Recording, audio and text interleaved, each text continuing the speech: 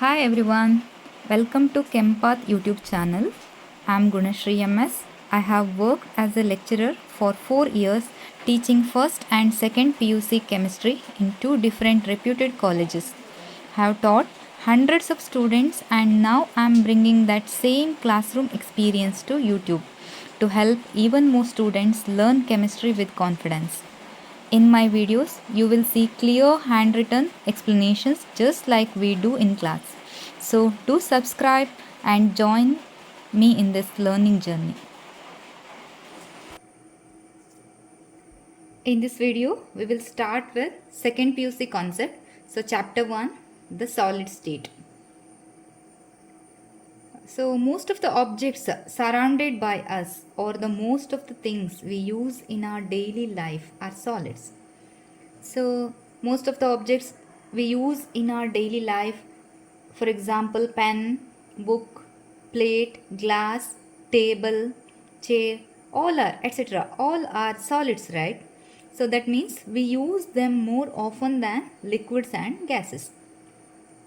So now the properties of solids, they depend upon the nature of the constituent particles and binding force operating between them. So the question arises, the properties of solids depend upon what? So they depend upon nature of constituent particles and the binding force operating between them. Therefore, we need to study structure of solids. Okay. So you people know that liquids and gases are called as fluids. Now the question arises, why they are called as fluids? These liquids and gases are called as fluids. Why? Because their ability to flow. That means these liquids and gases, they flow. They have ability to flow. So that means the molecules in liquids and gases are free to move. So why they flow? Because the molecules in liquids and gases are free to move. So I'll show it here. So see here, the particles in solids, the constant particles, they are arranged like this. They are closely packed. They are arranged like this. Okay. They are held together. They are closely arranged like this. But in liquids, they are like this. They are not closely arranged. They can flow like this. The constant particles in liquids are like this. Okay. But in gases, they are like this. In this way. Okay. That's why solids, the constant particles, they are held together and the binding forces acting here. But in liquids and gases, they have ability to flow because the molecules are free to move.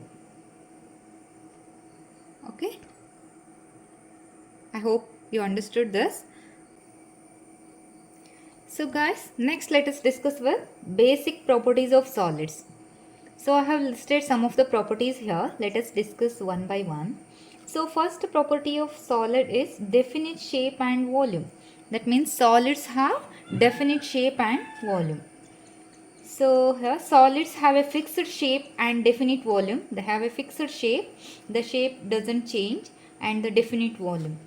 And they do not flow and they are rigid. They do not flow. Why they do not flow? Because the constant particles are closely arranged. Right? So and they are very hard. So the second property of solids are they have intermolecular force.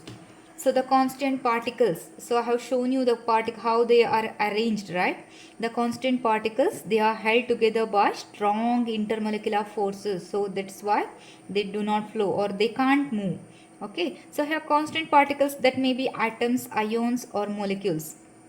So these forces, these intermolecular forces are stronger in solids than in liquids and gases. So this is stronger in solids than in liquids and gases. Okay. So next property is fixed positions. The constant particles, the particles in solids are not free to move randomly. They are held at fixed positions, the particles. So like this, the particles, constant particles in solids are held in a fixed position. fixed position. Okay, so they can only vibrate about their mean position, but they can't move. Only they can, like this, they can vibrate but they can't move. Next property of solids is high density and incompressibility. So these solids are denser, right? The constant particles, they are closely packed and they are denser, right? So these are denser than liquids and gases and they are incompressible. For example, if I consider this as example, this is a solid, right? Example for solid. Now if I compress this is incompressible, right? So why this is incompressible? This is due to closely packed particles. Okay. So next property is melting point. So melting point.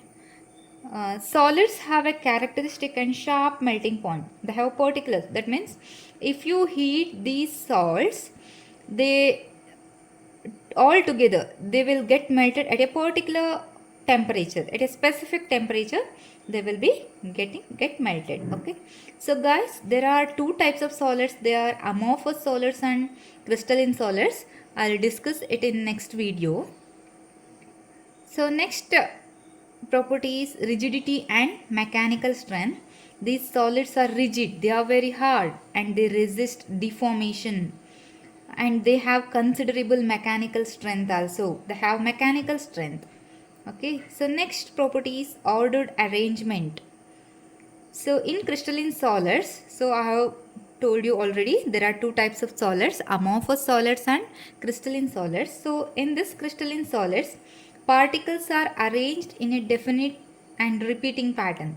They are definite and repeating pattern. So, or like this, in a definite and repeating pattern, the repeated, right? So in this way.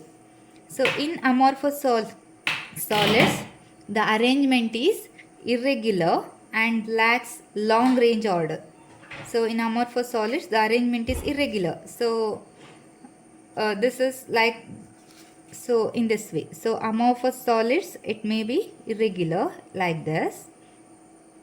In this way, they are not in ordered. Okay, so in amorphous solids, the arrangement is irregular and lacks long range order. Okay, so next point is anisotropy versus isotropy.